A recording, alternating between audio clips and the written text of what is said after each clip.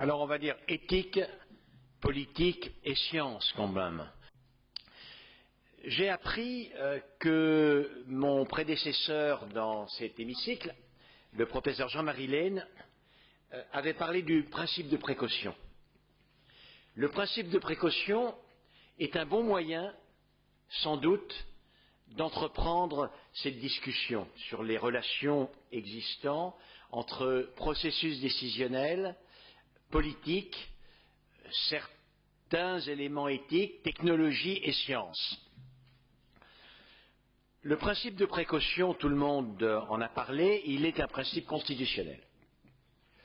Et Jean-Marie Lehn vous a certainement dit sa crainte de ce que son acception, sa compréhension, souvent était tout à fait élargie et pouvait même être considérée comme s'opposant à une démarche scientifique.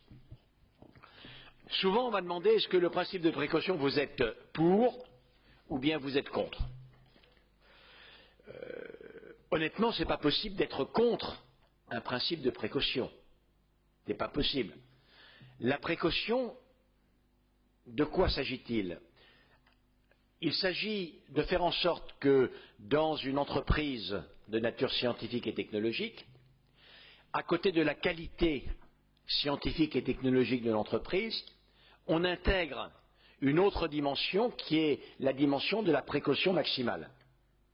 Honnêtement, comment pourrait-on nier l'évidence d'un tel principe?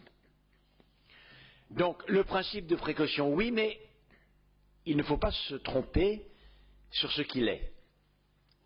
Le principe de précaution consiste par conséquent, lorsque vous proposez une nouvelle manière d'opérer dans l'ordre scientifique et technologique, d'essayer de minimiser le risque, de prendre en compte le risque afin de le minimiser. Qu'est-ce que c'est qu'un risque? Il faut se rappeler ce que c'est qu'un risque. Et après, j'aborderai la question du, entre guillemets, risque zéro. Un risque, je ne vais pas faire de longues mathématiques, c'est simple. Un risque, c'est une valeur, on peut quantifier un risque, c'est une valeur qui a un peu la forme de la multiplication d'un niveau de danger par la fréquence de ce danger. Je vais donner des exemples. Quel est le risque que les fleurs s'épanouissent, fleurissent au printemps? La fréquence est de 100% tant qu'il y a des printemps. La dangerosité est faible. 100 multiplié par 0 égale 0. Donc le risque, il est égal à 0.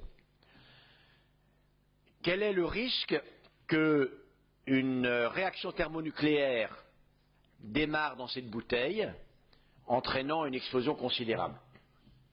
Si jamais ça survient, c'est un risque énorme, c'est un danger énorme. Mais comme la probabilité que ça survienne est nulle, de la même manière, le risque est égal à 0. Et entre les deux, on ne peut pas évaluer un risque sans considérer d'une part le phénomène que l'on redoute et d'autre part la probabilité que ce phénomène survienne. Et comme je vous l'ai dit, il est légitime, lorsque vous proposez dans l'ordre de l'énergie, dans l'ordre de l'agriculture, dans l'ordre de la médecine, d'essayer de faire en sorte que cette valeur soit aussi faible que possible, en fonction des éléments à votre disposition, bien entendu.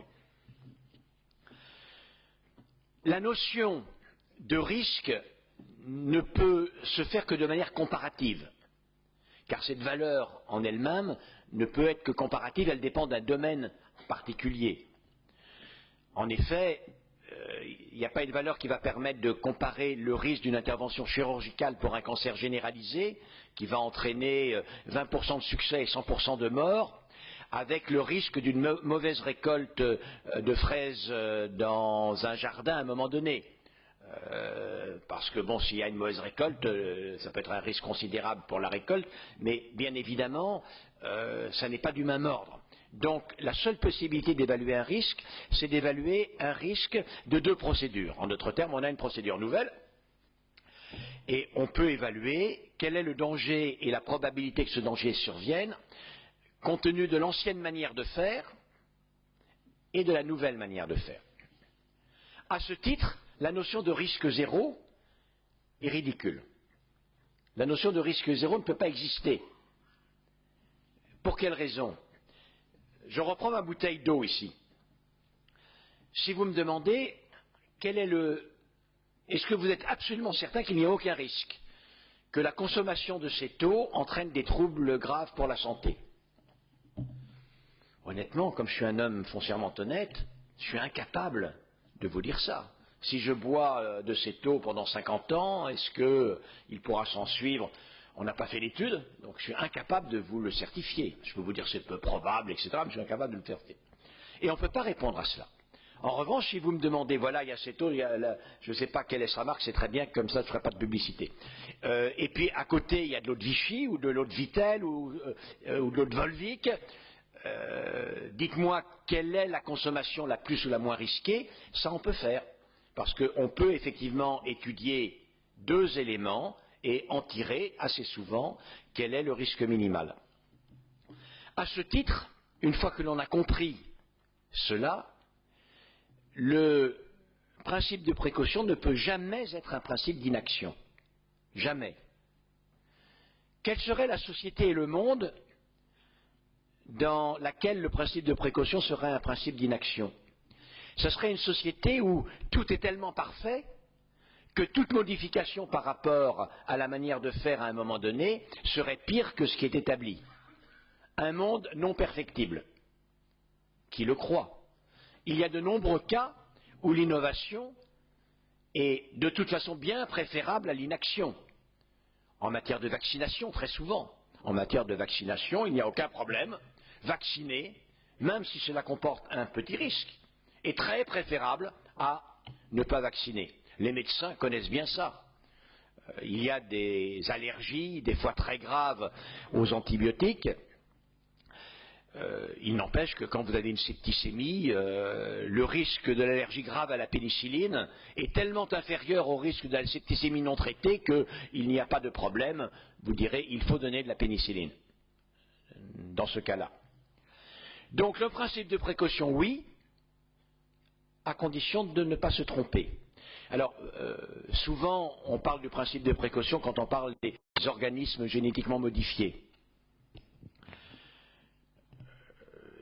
Évidemment, il faut exiger que l'on compare l'utilisation des procédures, la mise en œuvre des procédures agricoles par les procédés classiques et par des procédés nouveaux. C'est tout à fait normal.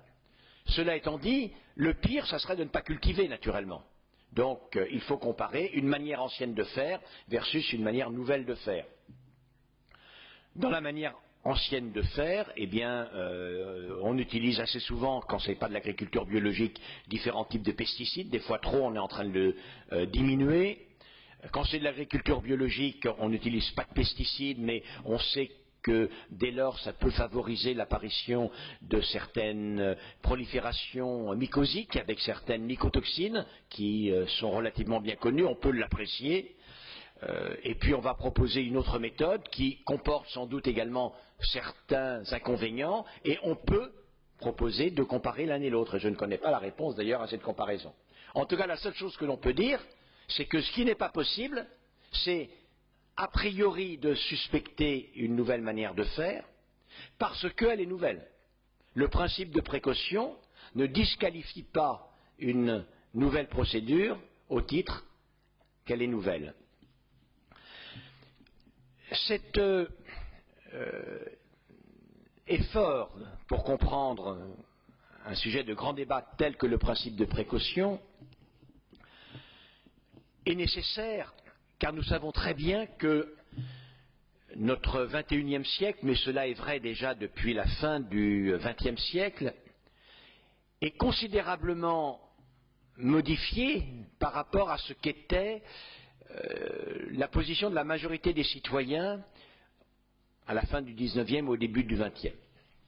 À la fin du XIXe, au début du XXe, il y avait évidemment toujours des citoyens, des citoyennes qui n'étaient pas tellement persuadés que les sciences fussent bonnes, que les techniques aboutissent à une amélioration continue du bien-être et des conditions d'épanouissement des personnes, mais pour l'essentiel, tout de même, le monde était progressiste, dans le sens où, comme Condorcet, le monde considérait que le progrès correspond à la marche de l'humanité d'un pas ferme et sûr sur la route de la vérité, du bonheur et de la vertu.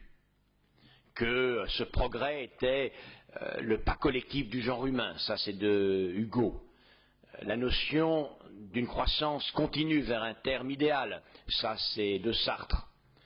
Le progrès était ce que Saint-Simon présentait comme le vrai âge d'or que nos ancêtres n'ont point connu, contrairement à ce que l'illusion rousseauiste prétend, mais que grâce à la science, à la technique, nos enfants, nos petits-enfants connaîtront.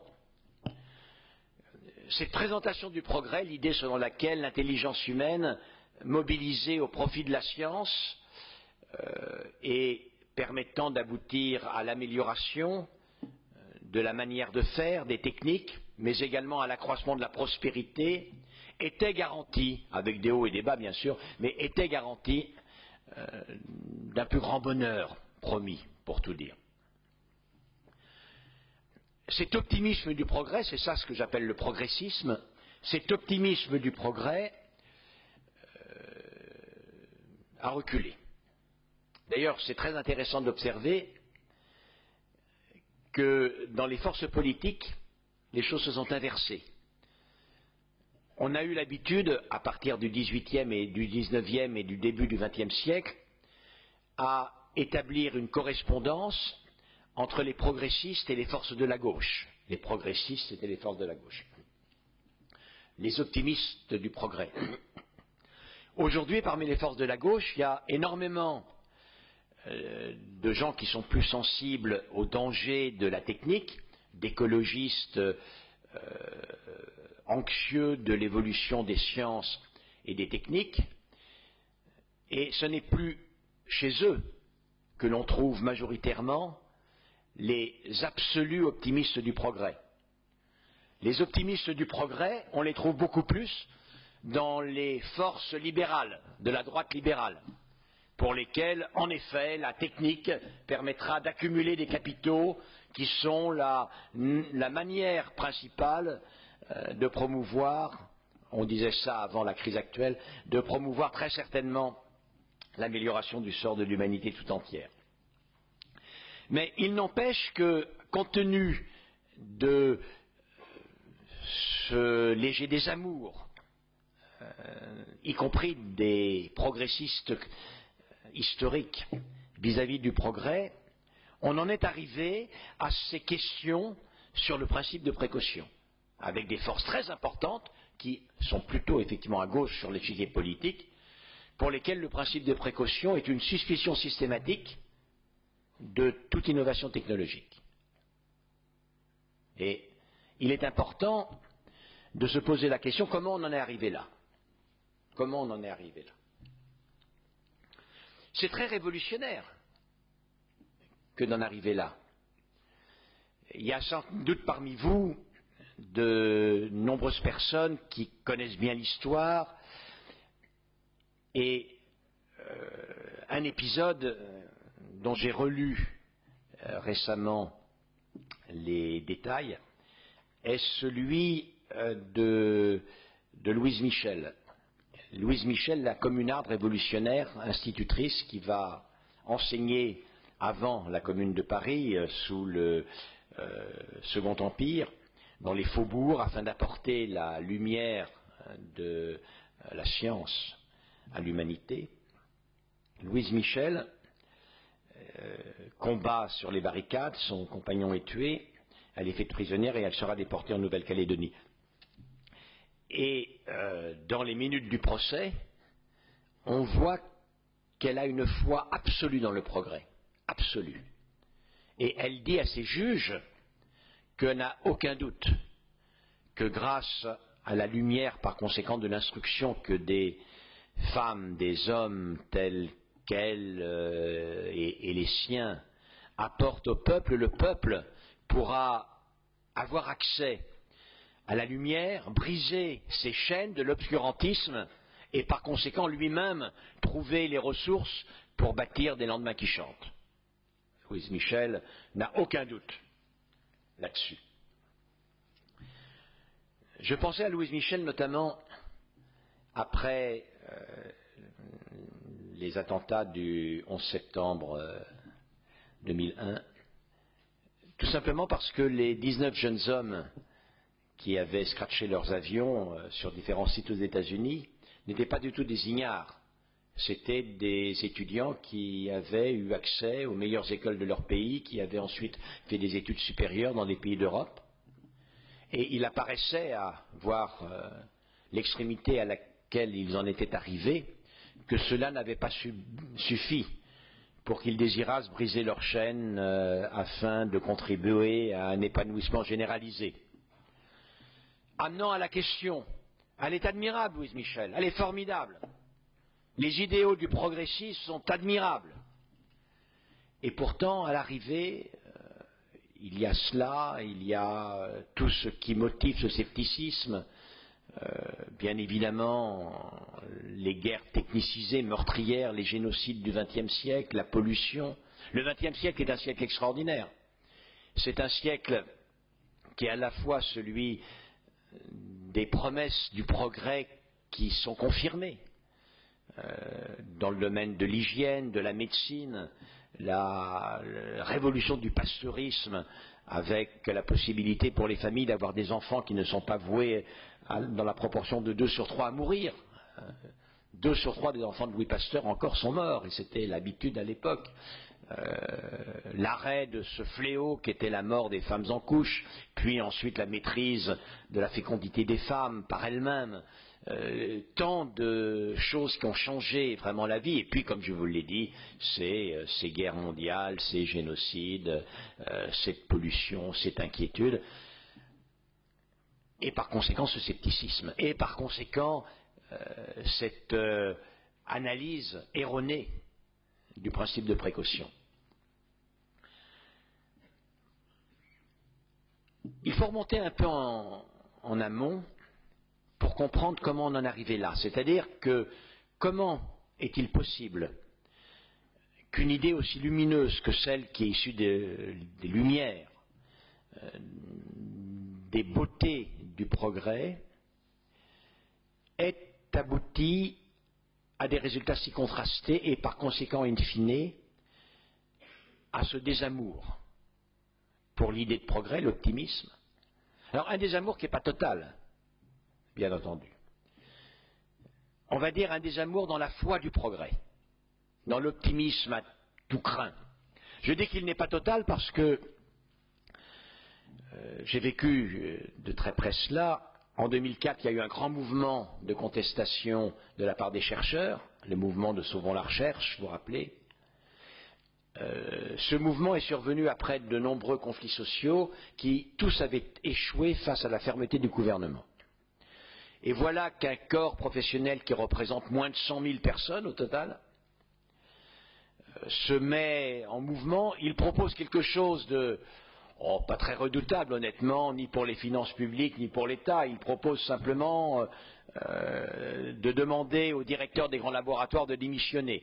La France n'était pas en danger immédiat de la démission des directeurs des grands laboratoires. Et le gouvernement finit par prendre cela au sérieux et par sembler, en réalité c'est un faux semblant, mais par sembler donner satisfaction au mouvement. Alors ce qui s'est passé, c'est que entre-temps, il y a eu plusieurs élections perdues et des analyses en disant que l'extraordinaire popularité du mouvement dans l'opinion publique avait contribué à la défaite du gouvernement, d'abord au régional et puis ensuite aux européennes. Donc, on avait ce paradoxe de citoyens qui ont ce désamour que j'ai dit envers, sinon la science, du moins sa capacité, certainement, à promouvoir le bonheur, qui étaient prêts pour certains à se lever pour combattre contre le nucléaire, qui étaient extrêmement réticents face aux OGM, qui n'avaient de mots assez durs pour condamner le comportement des scientifiques aboutissant au sang contaminé, au scandale de l'amiante, au poulet à la dioxine, que sais-je encore, et qui, quand les chercheurs disaient « on veut plus d'argent pour travailler », à 80% disaient « les chercheurs ont raison, il faut leur donner plus d'argent pour travailler ». Alors ça peut sembler paradoxal, en réalité ça ne l'est pas. Cela témoigne d'une très profonde sagesse du peuple français en l'occurrence, qu'il disait qu'il n'y a pas d'avenir possible sans une vision et une approche scientifique et technique, mais que pour autant, ils n'ont pas l'illusion que la science et la technique seront suffisants pour promouvoir le bonheur. Il n'y a pas de contradiction entre les deux attitudes. Il y a en réalité nulle contradiction. Il n'empêche que c'est en décalage avec cette espèce de foi de charbonnier dans les perspectives du progrès, comme je vous l'ai dit, des hommes du XIXe et du début du XXe siècle. L'idée de progrès vient de loin, elle est la combinaison de l'invention de la science, du discours sur la science, d'un questionnement sur les relations qui existent entre la science et la morale, et tout ça a commencé à se bâtir à partir de l'invention de la science en Mésopotamie, sans doute dans l'Irak actuel, l'intervention de la philosophie du logos grec questionnant la méthode scientifique à proprement parler, les philosophes grecs traitant des relations entre la vérité et le bien.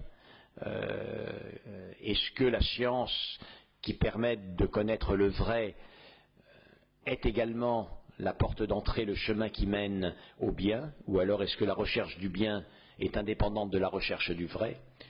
Il y a deux grands courants en Grèce. Il y a ceux qui pensent effectivement que la meilleure manière de parvenir au bien est au départ de chercher le vrai, c'est Socrate, Platon. Et puis il y a tous ceux qui au contraire sont beaucoup plus dubitatifs, et le sophiste Protagoras fait partie de ceux-là qui considèrent que le bien est irréductible dans sa recherche à la recherche du vrai.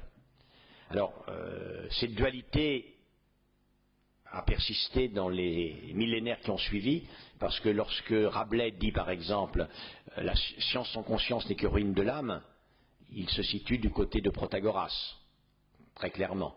Il dit que la science a sa légitimité, mais si elle n'est pas associée à une conscience qui s'efforce de trouver la voie bonne, la route du bien, alors ce peut n'être que ruine de l'âme. Et pour avoir longtemps traîné mes guêtres dans un grand nombre de comités consultatifs nationaux d'éthique français, comités d'éthique ou instances éthiques européennes, je peux vous dire que les conflits principaux dans les comités d'éthique, contrairement à ce que l'on croit des fois de l'extérieur, et à quelques exceptions près bien entendu, ce n'est pas tellement des conflits entre ceux qui croient au ciel et ceux qui n'y croient pas, ils existent, mais ils ne sont pas les plus importants.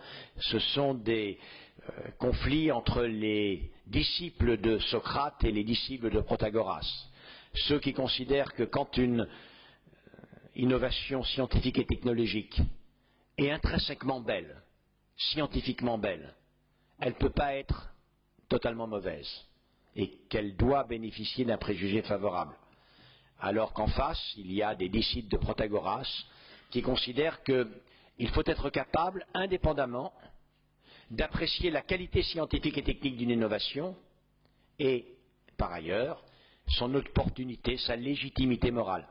Un des exemples que j'ai vécu au Comité consultatif national d'éthique est un débat sur ce que l'on appelait à l'époque, on n'en parle plus parce que c'est dépassé, ce que l'on appelait à l'époque le clonage thérapeutique.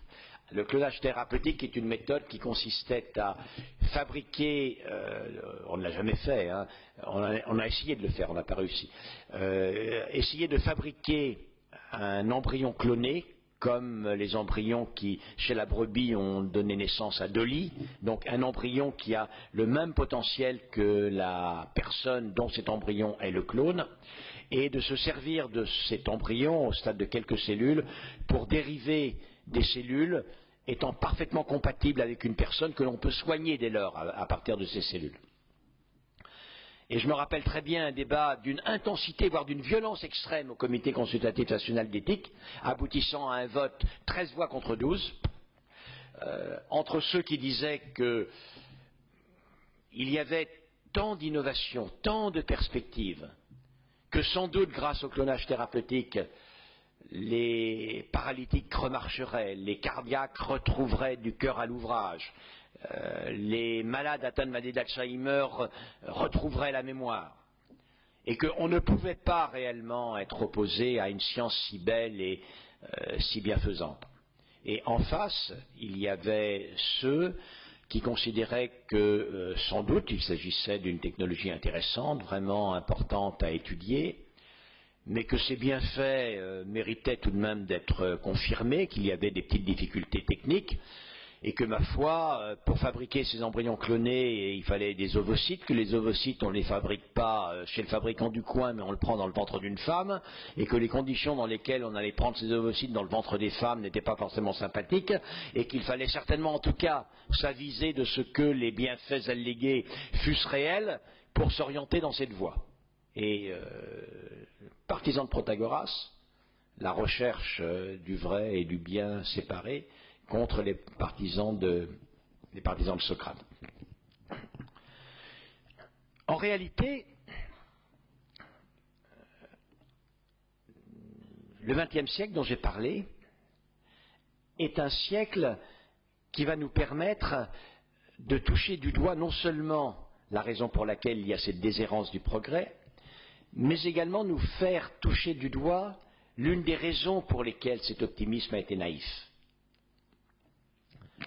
Le XXe siècle commence par un épisode extraordinairement important. Certains prétendent même que le XXe siècle commence à cet épisode, qui est la guerre de 14-18. Guerre terrible, épouvantable, massacre absurde, vous savez. Avec d'ailleurs, c'est inimaginable, comment des hommes ont-ils pu vivre et ne pas se révolter, ne pas se tuer en masse, ont-ils pu vivre 4 ans dans ces conditions? C'est encore impensable. Enfin, ça se passe comme ça. Et en 1915, donc il y a eu la première avancée des troupes allemandes, et puis la contre-attaque, et puis bon, tout s'est enterré, vous savez, ça va être enterré pendant 3 ans. Afin de trouver de nouveaux moyens de rompre les lignes alliées, les puissances de l'Axe, les Allemands, qui sont d'un très haut niveau scientifique et technique, essayent de nouvelles armes. Et donc, en Belgique, près de la ville d'Ypres, en 1915, un combat survient où, dirigé par un très très brillant chimiste, Fritz Haber, ils apportent des grandes bonbonnes de chlore, ils ouvrent le chlore, le gaz vert part des bouteilles, le vent souffle dans le dos des troupes allemandes et donc emmène le gaz mortel, nocif vers les troupes françaises et de tirailleurs sénégalais en l'occurrence, qui sont les plus nombreux à être gazés dans cet épisode. Et puis après le vent tourne, le gaz revient vers les troupes allemandes, donc la démonstration n'est pas absolument satisfaisante. Donc Fritz Haber est nommé chimiste en chef des troupes allemandes, et c'est un remarquable chimiste, comme la suite de ce que je vais vous raconter le démontrera. C'est un très remarquable chimiste, parce qu'avant-guerre, il a fait une découverte extraordinaire, qui lui vaudra le prix Nobel en 1918. Il a trouvé comment transformer l'azote de l'air, l'azote gazeux, en sel d'ammonium, qui vont permettre d'amender les terres et donc de multiplier par 3 ou 4 la productivité végétale, c'est-à-dire que la production végétale ne pouvant croître au même rythme que la population mondiale, sans doute Fritz Haber a sauvé des centaines de millions, peut-être des milliards de vies humaines. C'est vraiment un bienfaiteur de l'humanité, il mérite le prix Nobel. Très belle recherche et très belle conséquence. Mais c'est un patriote allemand, et par conséquent, il veut contribuer au succès des armes de son pays, de sa patrie. Et en tant que chimiste en chef, l'armée allemande, il commence par utiliser un corps qui avait été synthétisé avant lui, mais pas utilisé pour ça, qui est le phosgène. Puis il invente l'hypérite. C'est lui qui invente l'hypérite, très largement utilisé par toutes les puissances des deux camps. Et en 1918, il invente un nouveau gaz de combat, qui est le Zyklon B. Mais comme la guerre s'arrête, et qu'au traité de Versailles, 2 ans après, il est interdit aux armées allemandes de poursuivre une recherche militaire, Fritz Haber développe le Zyklon B en tant qu'insecticide. Jusqu'en 1933, où le chancelier Hitler arrive au pouvoir et où l'affaire est d'une absurdité tragique, Fritz Haber est juif. Compte tenu de ses services, il n'est pas concerné par la première expulsion de l'université des professeurs juifs, mais par solidarité avec eux, il quitte l'Allemagne.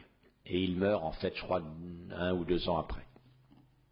Et donc, il ne verra pas que le Zyklon B sera utilisé comme le gaz d'extermination dans les chambres à gaz de ces coreligionnaires.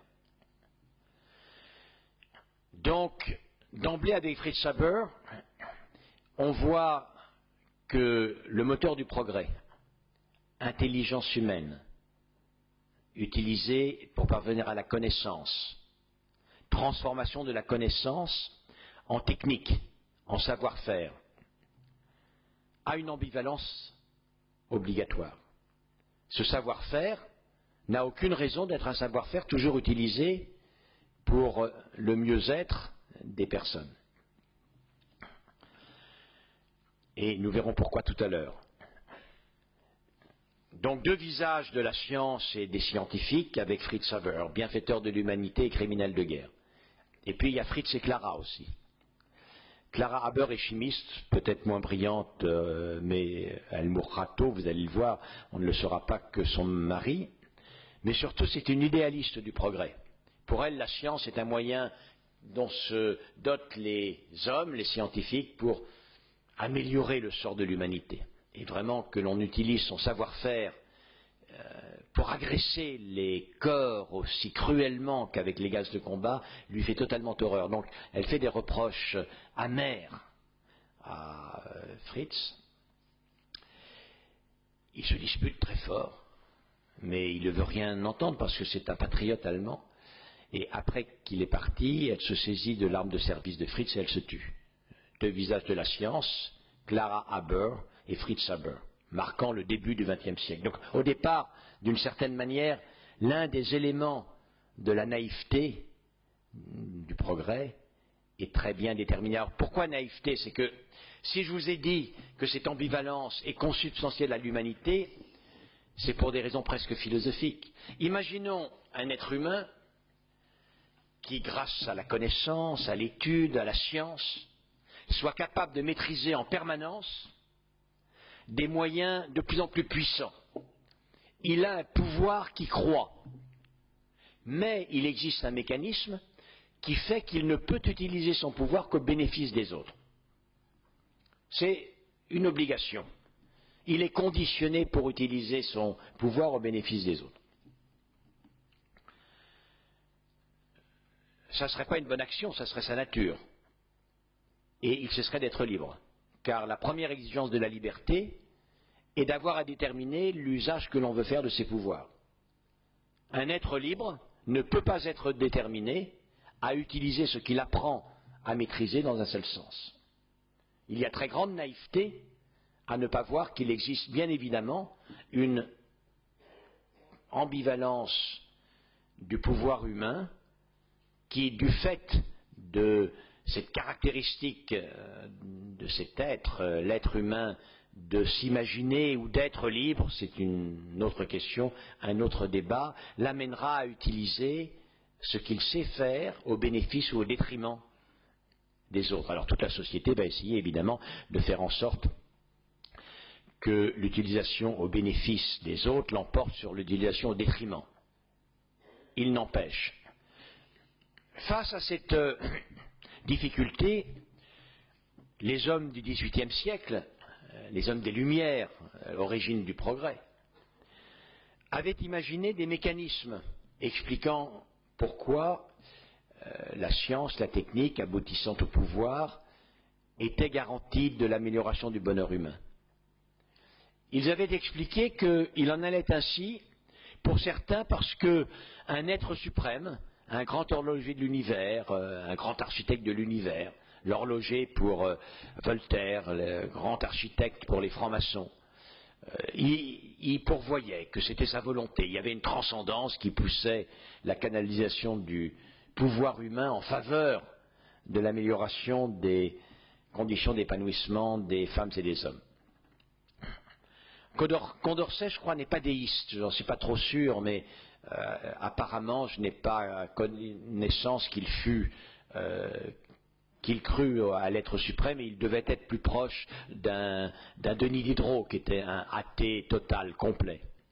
Et donc, ce ressort de l'optimisme progressiste ne peut pas jouer pour Condorcet. Et Condorcet propose une autre idée. Condorcet dit, eh ben voilà, il reprend pas, mais c'est moi qui reprends pour lui, une citation de Blaise Pascal: toute la suite des hommes depuis le cours de tant de siècles est comme un seul homme qui vit toujours et qui apprend continuellement. Donc, l'homme crée, génération après génération, un corpus des connaissances et des techniques, au contact duquel toutes les nouvelles générations augmentent leur niveau de sagesse, et donc leurs aptitudes morales. Et par conséquent, cet homme de plus en plus puissant et savant est également de plus en plus sage, et c'est la raison pour laquelle on peut être optimiste. Alors, c'est intéressant comme hypothèse. Pour les biologistes, il y en a quelques-uns, j'en vois un devant moi, pour les biologistes dans cette salle, ça rappelle furieusement les thèses de Lamarck, de l'hérédité des caractères acquis.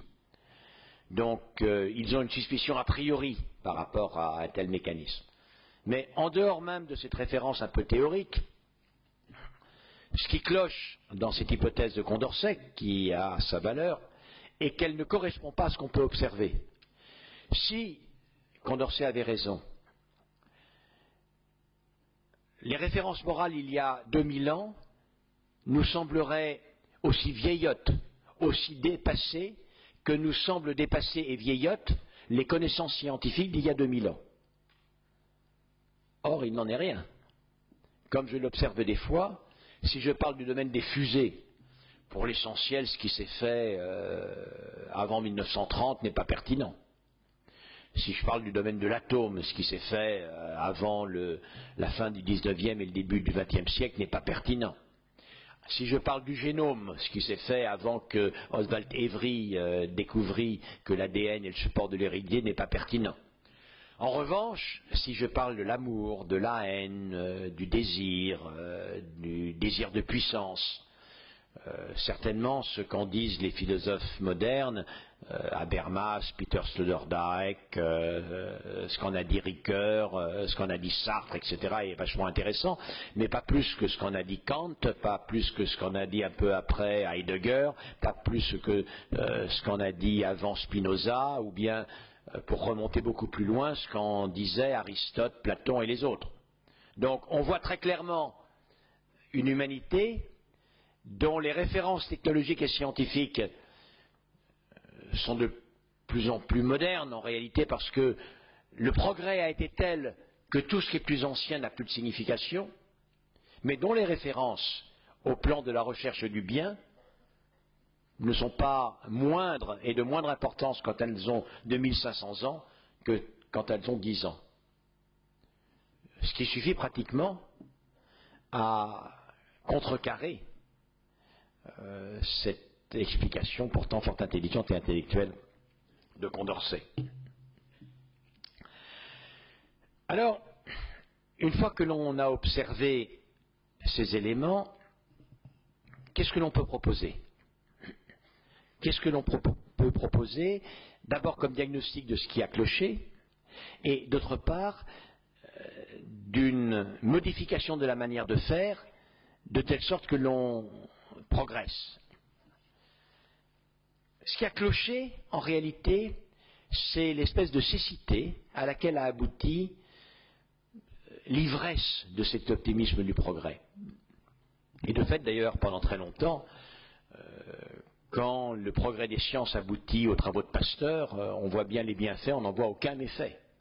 Donc, cet optimisme du progrès a quelques raisons d'être validé par ce que l'on peut observer. Et cette ivresse aboutit progressivement à ce que l'on perde de vue la nécessité de fixer une finalité, un but aux sciences et aux techniques. En réalité, si on considère que les sciences et les techniques peuvent aboutir à l'amélioration du bonheur humain, à l'accroissement des capacités d'épanouissement de l'homme, on peut formuler ça différemment. On peut dire les sciences et les techniques peuvent être le moyen d'une amélioration du bonheur de l'homme. Mais ils sont les moyens de ce but. Le but est l'amélioration du bonheur de l'homme, et les sciences et les techniques peuvent être le moyen de l'obtenir. Très progressivement, et en observant les textes, on le voit très bien dans la succession des textes, les choses semblent aller de soi, c'est-à-dire que l'on se met à oublier qu'il est nécessaire de se fixer pour but que le pouvoir humain soit le moyen d'augmenter le bonheur humain, parce que cela doit survenir tout naturellement. Et on en arrive à notre civilisation et société actuelle, où le but de la science, et la science, ça c'est normal, le but de la technique est l'accroissement de la technique, le but des richesses engendrées par la maîtrise de la technique, c'est de pouvoir avoir des moyens afin d'accroître la science, d'accroître les richesses, gagner des parts de marché, permettant d'accroître les richesses, réinvestir dans la science, et ainsi de suite. Avec une inaptitude à penser les finalités. Inaptitude à penser les finalités. Il suffit d'apprendre, il suffit de développer, il suffit d'augmenter les pouvoirs. Tout le reste viendra parallèlement et sans qu'on s'en fixe l'exigence. D'une certaine manière, cet abandon progressif de l'idée des finalités est contemporain d'une évolution de la pensée financière et économique. Aujourd'hui, le libéralisme, sans parler de la crise, on en parlera si vous m'interrogez, sans parler de la crise, le libéralisme règne en maître partout dans le monde. Il vient d'une doctrine qui date de 1785 ou quelque chose comme ça, 1778, le bouquin d'Adam Smith, de la prospérité des nations, où ils font tous les principes du capitalisme en réalité, en indiquant que si on laisse une libre compétition entre les entreprises humaines, alors dans ce cas-là, on obtiendra un bienfait maximal pour les personnes. Si tu veux, dit Adam Smith, que la population ait du bon pain, par exemple, n'enjoins pas au boulanger de faire du bon pain, ça ne marchera pas. Mets-les en concurrence. Ceux qui font du bon pain vendront leur pain, les autres pas. Et par conséquent, la population aura du bon pain, et ainsi la société sera mue comme par une main invisible vers l'amélioration et l'augmentation de la satisfaction des personnes. Donc tout dans l'idée du libéralisme moderne est déjà présent en 1778. Mais ce qui est très curieux, c'est que Adam Smith, puis après Montesquieu et tous les grands penseurs du libéralisme ne perdent jamais de vue que ce mouvement économique est le moyen, d'après leur analyse, qui est contestable, je ne la reprends pas à mon compte, est le moyen de la prospérité et du bonheur des nations. Compte tenu de ce qu'est Homo economicus, le moyen réel, réaliste, efficace, eh bien c'est ça. Et puis, au XXe siècle, ce ce dont l'accumulation des richesses et de moyens n'est plus dit du tout. Si ce n'est que l'accumulation des richesses, éventuellement d'ailleurs par un processus qui de plus en plus est venu de clonage de l'intermédiaire financier des richesses. Pendant très longtemps, Montesquieu nous dit que le monétaire, l'argent, ne doit en aucun cas être le but de l'économie, il n'en est que le moyen afin de faciliter évidemment le doux commerce. Et on sait très bien que à partir de 1950-1960, avec l'école, notamment l'école de Milton Friedman, de George Hayek aux États-Unis, la focalisation est mise sur le monétaire qui devient le but de l'effort économique. Le régulateur est aussi le but de l'effort économique. Et donc on en arrive ici à cette conception que de la même manière que le progrès est le moyen du progrès, qui est le moyen du progrès sans que l'on se pose la question de la nécessité de fixer des finalités ultimes, de la même manière, le mouvement de l'économie cesse d'être le moyen de la prospérité des nations et du bonheur de l'individu pour devenir le moyen simplement d'une perpétuation de l'accumulation des richesses. Deux phénomènes totalement liés. Sauf évidemment que c'est absurde. C'est totalement absurde pour toutes les raisons du monde. Une des raisons, je n'en citerai qu'une, mais peut-être dans la discussion, nous pourrons également en citer d'autres. L'une des raisons, c'est que ce mécanisme du progrès est incroyablement efficace. Ce mécanisme, par exemple, c'est celui qui commence à être énoncé à partir du XVIIe siècle, que l'homme mobilise son savoir afin d'augmenter son pouvoir, et que le pouvoir ainsi accru du fait des sciences et des techniques est le facteur de la prospérité, de la puissance des nations. Et c'est vrai, chacun sait que c'est vrai, personne ne peut nier que ce soit vrai. Tous les pays qui, à un moment donné, se sont convertis à ce système tel que la science et la technique est le moyen d'augmenter le pouvoir, se sont enrichis. Sauf que, en lui-même, ce système est incroyablement inégalitaire. Incroyablement. Parce qu'il est appelé par une logique interne, il est appelé à accroître les différences en permanence. Le moteur de ce système, c'est le scientifique et le technicien, puisqu'il est à l'origine de l'accroissement des connaissances. Si on regarde aujourd'hui, par exemple, le nombre en chiffres arbitraires, le nombre de scientifiques, de techniciens, d'ingénieurs pour 100 personnes, pour 1000 personnes, ou 10 000 personnes, peu importe, et que l'on considère que ce nombre est de 100, cette proportion est de 100 en Europe et aux États-Unis, elle est de 10 en Amérique latine et de 1 en Afrique. Donc ça veut dire que la mécanique interne de ce système doit aboutir logiquement à un accroissement permanent des inégalités. Il peut en aller autrement, naturellement. Il peut en aller autrement. C'est-à-dire, il est tout à fait possible de dire l'efficacité du système permet de dégager de telles marges de manœuvre financières et techniques que ce sont là des outils d'une extraordinaire puissance pour manifester une solidarité et venir en aide à ces pays afin d'obtenir un rattrapage. Mais ça ne se fait pas automatiquement. Ça se fait qu'à une condition, c'est qu'il y ait un projet. Et un projet qui, lui, n'est pas d'ordre scientifique et technique, qui est un véritable projet politique. C'est la conséquence de ce mouvement qui va amener à assigner un but à l'effort humain.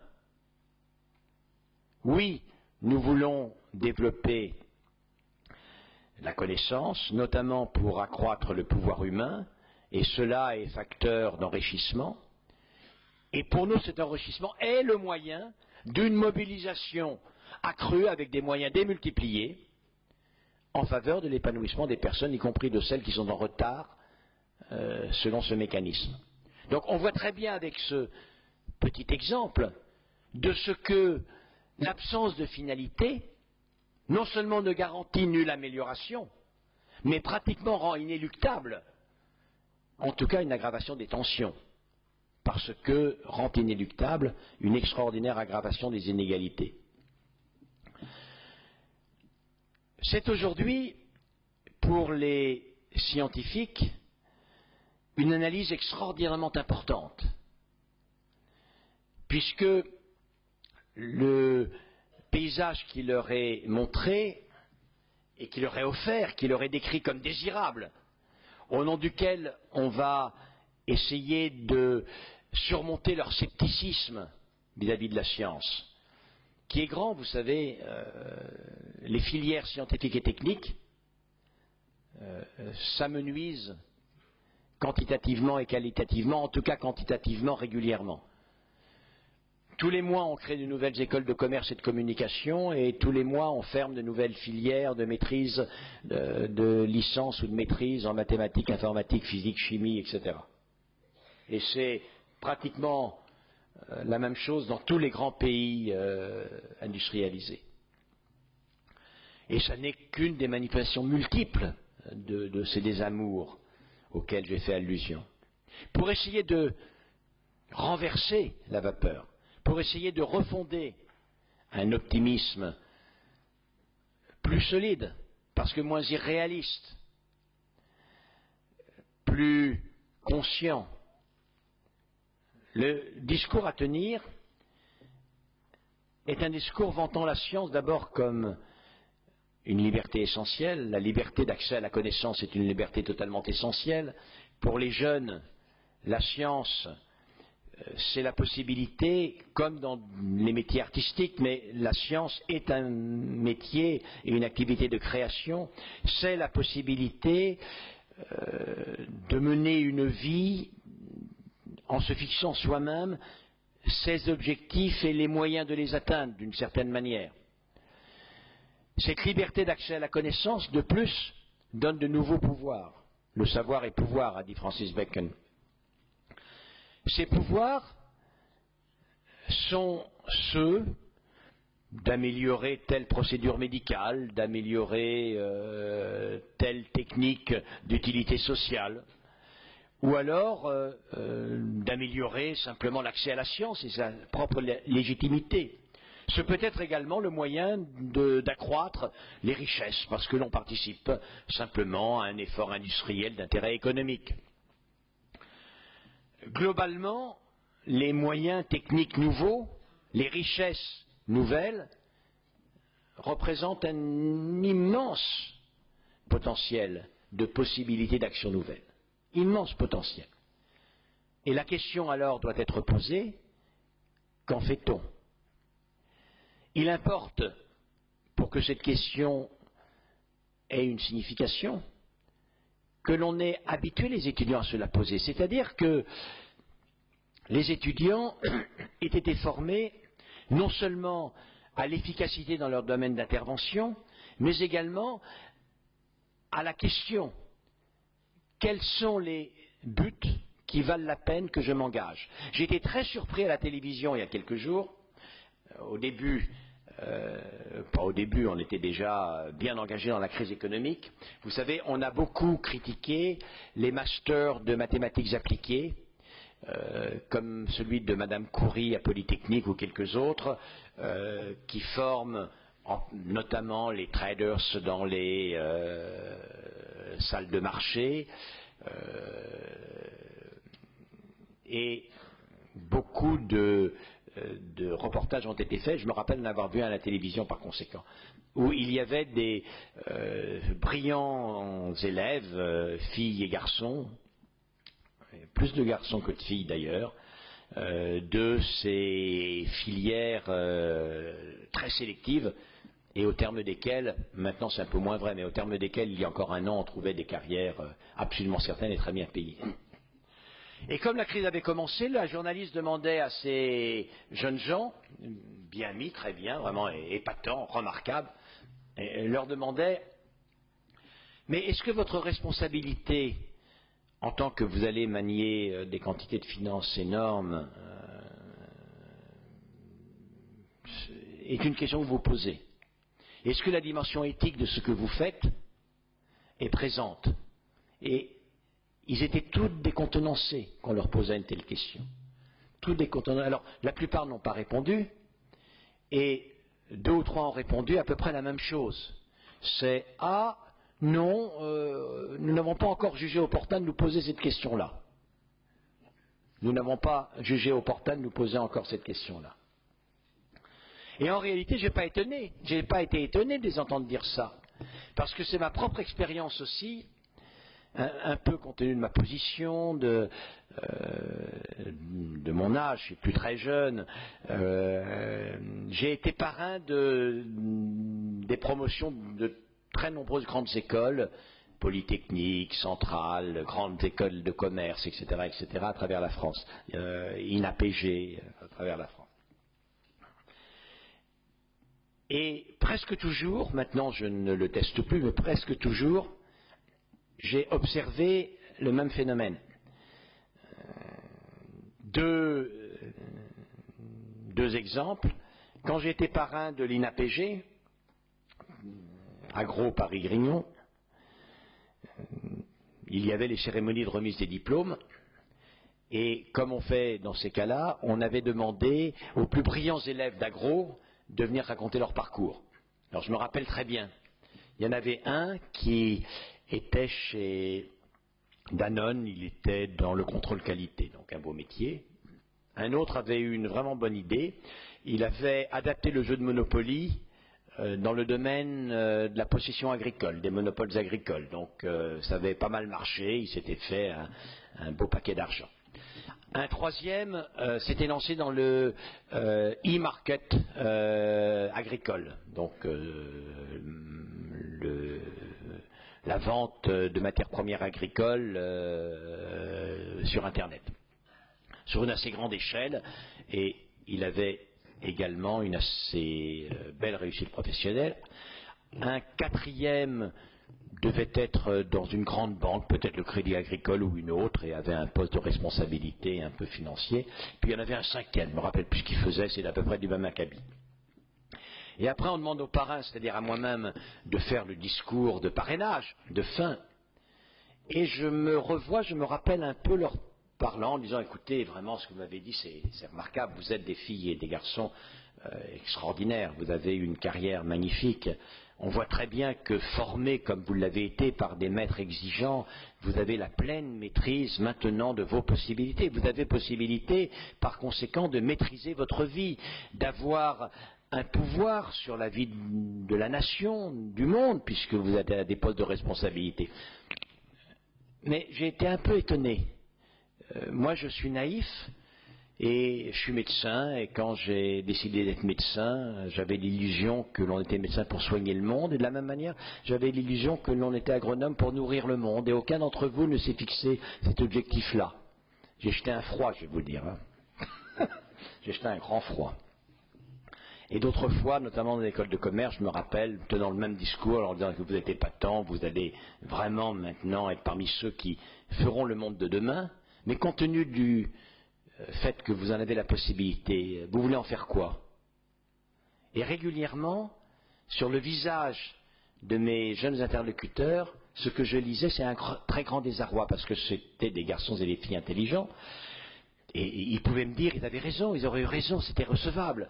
Eh bien écoutez, vous êtes drôle, on veut avoir un bon métier pour avoir une bonne aisance financière, avoir une famille en contribuant à notre plaisir à nous et à élever des enfants qui pourront avoir tout ce qu'ils veulent. C'est légitime. Mais ça les gênait un peu d'en rester là. Et ils cherchaient quoi dire d'autre. J'avais la réputation d'être un monsieur ayant écrit, ayant pris des positions dans le domaine éthique. Mais là, ils étaient secs, quoi. Ils étaient secs. C'est vrai qu'on a le pouvoir de faire notre vie et de faire le monde, mais qu'est-ce qu'on va en faire? Il était incapable de me répondre. Incapable. Ça, c'est vraiment notre monde aujourd'hui. L'optimisme est tout à fait possible, je crois. Moi, je ne suis pas un grand pessimiste. Je suis un grand amoureux des sciences. J'espère que j'ai contribué à les faire avancer dans mon domaine.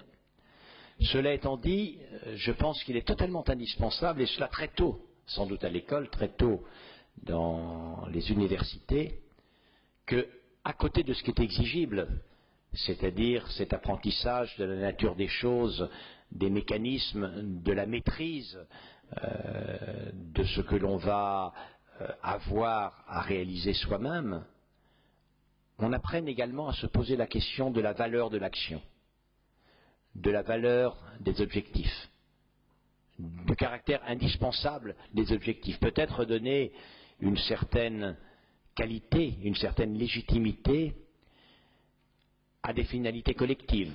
Après tout, la finalité de l'individu ne s'arrête pas à son nombril, forcément. Il est possible de se mettre à plusieurs pour choisir une voie qui est considérée comme étant juste. En réalité, j'ai parlé politique, j'ai parlé progrès, je n'ai pas parlé à proprement parler éthique, mais j'y viens in fine. Parce que, qu'est-ce que c'est que l'éthique? L'éthique, c'est, dans la définition philosophique que l'on donne habituellement, c'est l'interrogation sur ce qu'est la voie bonne, la voie juste, en quelque sorte, associée à l'exigence d'indiquer en quoi on considère qu'elle est juste et en quoi il faut prendre telle ou telle décision. Donc le progrès qui peut permettre de rendre optimiste est évidemment un progrès éthique, c'est-à-dire un progrès qui s'assume en tant que témoignage de la capacité humaine à connaître et à maîtriser, mais qui se pose également la question de ce qu'est la voie bonne, c'est-à-dire l'objectif juste que l'on va pouvoir sans doute mieux atteindre grâce aux moyens que l'on a développés. Merci.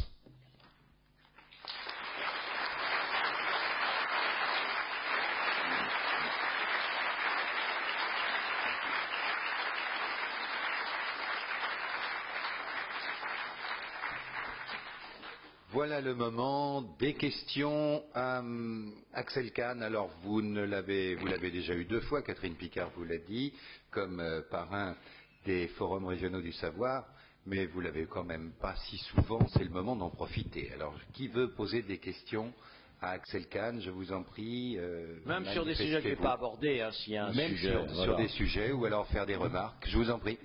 Allez-y, manifestez-vous. Ça, c'est pareil, c'est toujours au bord de la piscine, le premier. Voilà, alors, une question là-bas, monsieur, bonsoir. Oui. Bonsoir, professeur, bonsoir, messieurs. Une question sur le thème de l'optimisme progressiste. En même temps que je vous écoutais, je me posais un certain nombre de questions en disant, mais tout fait, quand on prend du recul, on a quand même vu disparaître l'esclavagisme, on a quand même vu disparaître la torture, on a quand même vu disparaître la peine de mort, même si, dans les sociétés évoluées, même si ce n'est pas constaté sur l'ensemble de la planète, il y a quand même de quoi espérer que la science puisse, ou la connaissance puisse aboutir à une amélioration de la condition humaine, tout de même. Alors, évidemment, c'est-à-dire que même la pensée morale a fait des progrès. En revanche, comme je vous l'ai démontré, heureusement, parce que le pouvoir, y compris le pouvoir de nuire, aussi a fait des progrès. Donc, d'une certaine manière, je suis un peu rousseauiste dans cette affaire-là. Rousseau considérait que le progrès, alors je ne suis pas totalement rousseauiste, mais l'argument vaut. Rousseau considérait que le progrès était toujours à somme nulle, qu'il comportait des bienfaits tout à fait extraordinaires, mais également des côtés plutôt négatifs. Moi, ce que je dirais, c'est que l'homme a accru considérablement ses moyens, et on le voit, y compris d'ailleurs dans des épisodes sanglants que l'on connaît, extrêmement durs à supporter. Et l'on peut imaginer que s'il n'avait pas un tout petit peu progressé d'un point de vue moral, et s'il utilisait tous les moyens qu'il a aujourd'hui avec l'absence totale de retenue de Tamerlan, simplement l'humanité n'existerait plus sans doute. Elle n'existerait plus. Le niveau des périls n'a pas forcément énormément diminué. Et on va dire que on a connu des choses épouvantables, les 2 guerres dont j'ai parlé, et puis la guerre de 40, absolument terrible.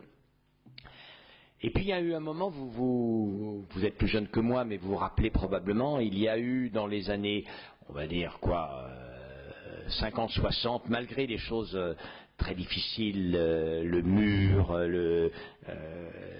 les pays non démocratiques. Il y a eu un moment tout de même où l'impression, qui a culminé avec la chute du mur, on a eu l'impression que, en effet, le monde évoluait vers un état apaisé. On pouvait voyager partout dans le monde, sans danger. Honnêtement, moi j'ai voyagé énormément quand j'avais 20-30 ans, dans le monde entier, vraiment sans danger. Aujourd'hui, avec quelques décennies de plus, je suis très étonné tout de même, il y a 35 pays dans lesquels le gouvernement français me dit qu'il ne faut pas aller parce que j'y risque ma peau. Dans certains pays, c'est extrêmement dangereux d'y être. Dans des pays extrêmement développés, on voit réapparaître ce qui était jadis les châteaux forts, c'est-à-dire des gens possédants, comme les seigneurs d'antan, qui ont tellement peur des manants aux alentours, qui ont peu de choses, qu'ils ne peuvent vivre qu'entourés de murs, de miradors, d'hommes en armes. Vous voyez ça dans toute l'Amérique latine, dans certains États américains, en Caroline, etc., etc. Donc au moins c'est contrasté. Et cela, je crois, alimente mon sentiment qu'il faut faire un peu plus, si on veut que ce soit moins contrasté que cela. Oui, en vous écoutant également, je pensais à une autre remarque sur la vocation même d'ailleurs de ces forums du savoir et puis sur la diffusion de la culture scientifique et technique. Et en fait, je me disais que plutôt que penser diffusion de la culture scientifique et technique, je pensais plutôt au thème culture, science et technique. Ça ressortait beaucoup de vos propos et en même temps, par association d'idées, je repensais, suite à des lectures plus récentes, mais aussi assez anciennes, à la position de Leibniz, par exemple, qui était à la fois, d'après ce que disaient certains, le plus philosophe des mathématiciens et en même temps le plus grand mathématicien des philosophes, en son temps. En son temps, le calcul intégral. Avec les commentaires qui ont été faits autour. Et au fond, on dit par rapport à tout cela et toutes ces références, et une grande partie de celles que vous avez données, ce sont des gens qui avaient finalement beaucoup de compétences dans des domaines très différents. Au fond, n'y a-t-il pas non plus, et vous en avez parlé dès l'origine dans la formation, par l'hyperspécialisation, quelque chose qui, quelque part, nous conduit aussi à perdre de vue les finalités? Oui, naturellement. Il y a deux éléments. Un est un épiphénomène de l'hyperspécialité, de la masse de ce que l'on a à apprendre. Je veux dire que l'idéal de Rabelais, de la tête bien faite, qui pouvait tout de même savoir presque tout, ce que l'on connaissait en son temps, n'est plus guère possible aujourd'hui. Donc on se spécialise. On va être un brillant mathématicien, un brillant ingénieur, un brillant avionneur, et on ne peut pas à la fois être forcément enclin à la pensée philosophique, etc., etc. Donc ça, c'est un premier phénomène. Mais l'autre phénomène tout de même, c'est que la société, dans son entièreté, a cessé de penser la légitimité de l'effort. Alors, c'est très net, y compris d'ailleurs, parfois, dans certains discours politiques en faveur de la science et de la technique, où la désirabilité de la science et de la technique n'est vécue que par l'une de ses dimensions incontestables, mais qui ne résume pas tout ce qu'elle représente, c'est-à-dire la science et la technique en tant qu'elle va permettre d'augmenter la compétitivité du pays, ce qui est incontestable.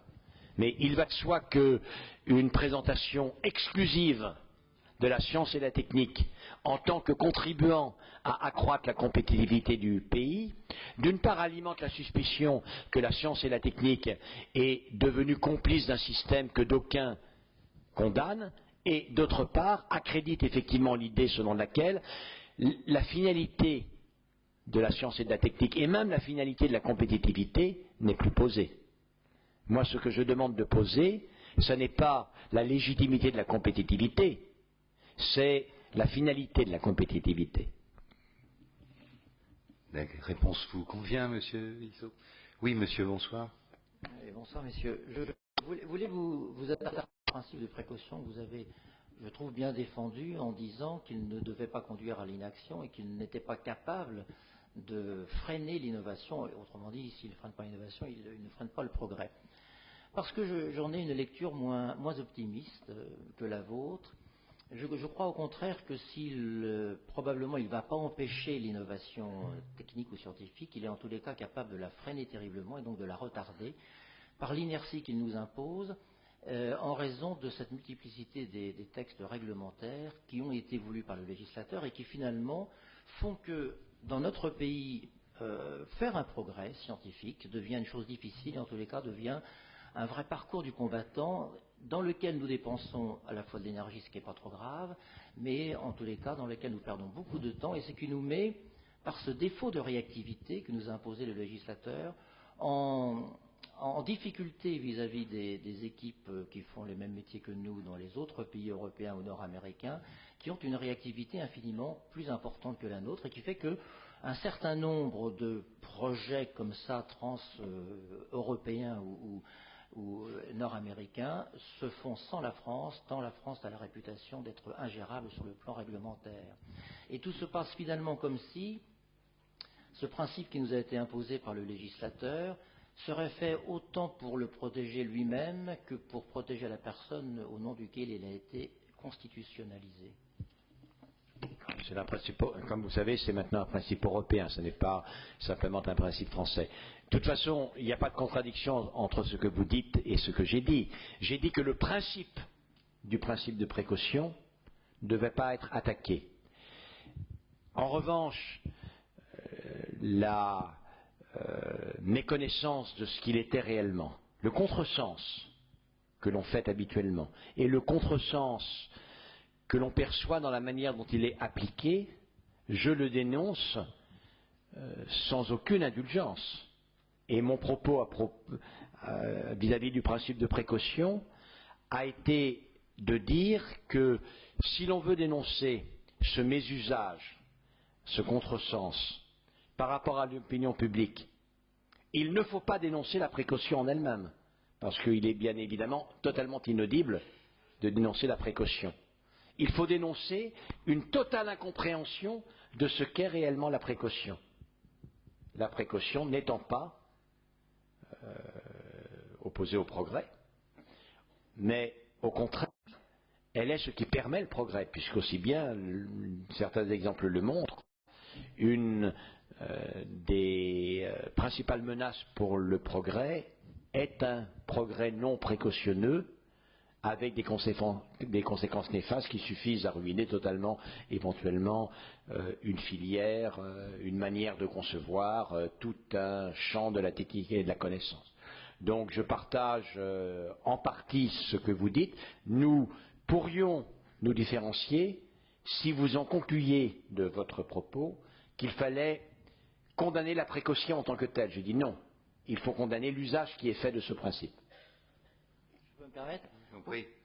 Simplement, vous savez bien que l'essentiel des grands progrès chirurgicaux du XXe siècle ont été en dehors de tout principe de précaution parce qu'ils n'existaient pas encore à ce moment-là. Alors, c'est vrai et c'est pas vrai. Il y a des principes chirurgicaux qui seraient tout à fait, et des manipulations qui seraient en effet totalement inacceptables aujourd'hui. Mais qu'est-ce que c'est que le principe de précaution aussi il y a un principe qui est très bien défini d'ailleurs dans le code de Nuremberg, le code à la base de la pensée éthique. C'est que on peut évaluer le risque de deux attitudes, et en matière chirurgicale, en matière thérapeutique en règle générale, la bonne manière de faire, j'y ai fait allusion à propos de chirurgie héroïque d'un cancer très invasif, n'est pas quel est le danger du geste chirurgical, c'est quel est le danger comparé de ce geste chirurgical et de l'abstention, ou bien vraiment d'un autre geste. Et honnêtement, raisonner ainsi est toujours légitime.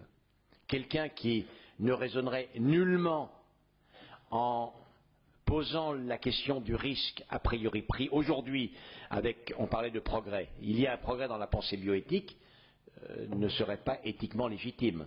Le code de Nuremberg, code de l'éthique, fonde en matière médicale que tout essai sur la personne, y compris thérapeutique, d'une part, doit faire l'objet, quand c'est possible, d'un consentement libre, express et éclairé, que l'on doit s'aviser de ce que la procédure est d'une suffisante innocuité a priori et d'une possible efficacité, et chaque fois, comme je l'ai dit, faire en sorte que le risque pris soit contrebalancé par le risque de l'abstention. Voilà les règles qui fondent non seulement la pensée bioéthique, mais de toute façon toutes les lois actuelles, et là je ne suis pas prêt de m'en écarter. Ça c'est un véritable progrès. Monsieur, bonsoir monsieur. Professeur, bonsoir monsieur. Une question sur une science qui est assez récente, me semble-t-il, c'est-à-dire l'étude de l'être humain, du mind, si vous permettez ce mot. Il y a la neurobiologie, il y a l'imagerie de notre pensée, il y a même une étude paraît-il, sur comment nous arrivons à des décisions éthiques. Avez-vous un commentaire là-dessus, professeur? Oui, si je parlais des différents domaines. Récemment, j'ai été auditionné par la commission parlementaire qui, c'est pas la première, mais qui notamment prépare la révision des lois de bioéthique qui devait avoir lieu en 2009, qui aura lieu en 2010, mais il y aura les états généraux de la bioéthique en 2009. Donc cette commission est en train de préparer les états généraux de la bioéthique et il me demandait, comme on me demande systématiquement en ces domaines depuis plus de 15 ans ou 20 ans, il me demandait quelles étaient mes analyses sur ce qu'il convenait de faire. Et l'un des domaines où je leur ai dit qu'il y avait principalement nécessité d'une réflexion, c'était sur l'assujettissement par les procédés modernes des conduites humaines. C'est passionnant de savoir comment le cerveau pense, comment il fonctionne quand il pense. Quels sont les corrélats neurobiologiques, en neuroimagerie, de la conscience et de la pensée? Il s'agit d'une recherche totalement passionnante. Cela étant dit, comme principe éthique fondamental, il n'y a que l'action sur l'homme. Si elle a pour but de connaître, le fait dans le respect des lois de bioéthique, c'est-à-dire avec le consentement, etc., tel que je viens de les répéter. Et s'il s'agit d'une action thérapeutique, elle a pour fonction de rétablir un état d'autonomie accru, c'est-à-dire la santé chez quelqu'un qui est malade et chez des personnes qui souffrent de maladies psychiatriques, arriver à desserrer l'étreinte, l'étau parfois d'une tyrannie, d'un comportement compulsif, d'hallucination, de pulsion, c'est-à-dire en réalité de permettre une plus grande liberté. En revanche, toute action, scientifiquement parlant, dont le but serait d'assujettir la volonté des autres personnes, en dehors de cet objectif thérapeutique, se devrait d'être caractérisé comme illégitime et éthiquement condamnable. Et sans doute, il me semble important que dans cette extraordinaire masse des moyens que l'on a, ça fait longtemps que l'on sait agir sur la pensée et les comportements. Toute l'idéologie l'a fait alors même que l'on ne savait pas grand-chose sur le fonctionnement du cerveau humain. J'ai souvent fait remarquer que la plus épidémique des maladies, c'était la maladie de la parole unique, l'idéologie, bien entendu, et elle n'a nécessité aucune connaissance neurobiologique. Il n'empêche qu'aujourd'hui, on sait par multiples moyens, des moyens chimiques, des moyens de techniques comportementales améliorées, des moyens électriques, par stimulation électrique intermittente dans différents endroits, on arrive bien évidemment à totalement prendre l'ascendant sur les comportements de l'individu. Donc, ce fonctionnement de l'esprit est une magnifique science, magnifique, d'une certaine façon, ayant compris beaucoup d'autres choses, comprendre tous les mécanismes biologiques qui permettent au cerveau de penser est totalement passionnant. je n'en tire pas la conclusion que la pensée soit réductible à ce qui en permet l'émergence. Je dis que comprendre ce qui en permet l'émergence est totalement passionnant. Cela étant dit, nous arrivons à cette ambivalence de tout pouvoir humain, c'est que cette connaissance et cette maîtrise peut être un moyen accru de prendre l'ascendant sur la volonté d'autrui, de manipuler autrui. Donc il faut en prendre une totale conscience. C'est certainement un des problèmes les plus importants de la science moderne, et donc aussi de l'éthique moderne. D'autres questions? J'ai une petite question pour vous, Axel Kahn, si vous le permettez. Régulièrement, la presse met l'accent sur des faits divers terribles qui sont liés à l'euthanasie, au phénomène de l'euthanasie. Je signale d'ailleurs que vous signerez tout à l'heure, vous dédicacerez l'ultime liberté. Hein, c'était pas prévu, oui, si, c'est sûr. Votre dernier ouvrage paru chez Plomb, à moins que vous ne vouliez pas le faire, vous boudez, non? Oh non, je ne boude pas du tout, moi. Et donc j'aimerais que vous me parliez un peu de votre position. Il y a eu des faits divers récemment qui étaient vraiment très, très grinçants.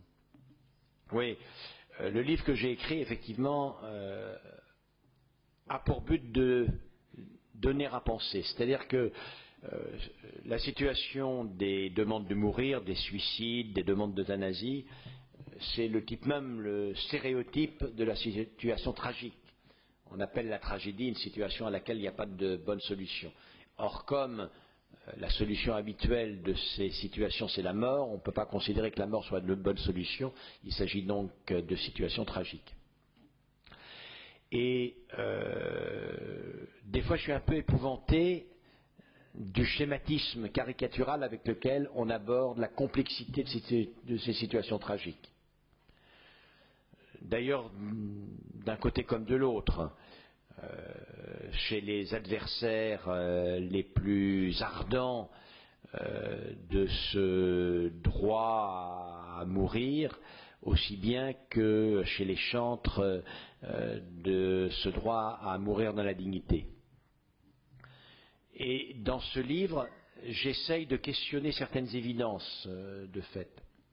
Notamment, je suis très passionné par l'idée de liberté. J'ai beaucoup écrit sur l'idée de liberté. C'est très compliqué, comme chacun sait. Ça fait 25 siècles au moins que les philosophes réfléchissent à la liberté avec les tenants opposés selon laquelle la liberté est une illusion et ceux selon laquelle, au contraire, elle est totalement fondamentale.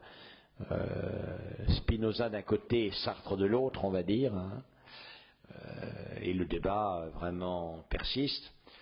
Il n'empêche que ce soit une illusion ou que ce ne soit pas une illusion,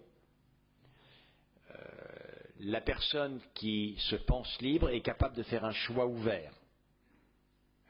Alors, je dis ça peut être une illusion, c'est-à-dire qu'en réalité, elle a l'impression de faire un choix et les déterministes vous diront que en réalité, tout cela est une illusion et elle est déterminée à faire tel ou tel choix. Mais il n'empêche que ce qui est fondamental, les personnes réellement ne le contestent, c'est que des personnes aient l'impression de faire un choix.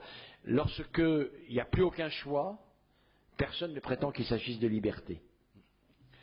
Et j'observe que dans l'immense majorité des cas où les gens veulent mourir, ils veulent mourir parce qu'ils ne voient pas ce qu'ils pourraient vouloir d'autre. Pour eux, vivre est totalement inimaginable.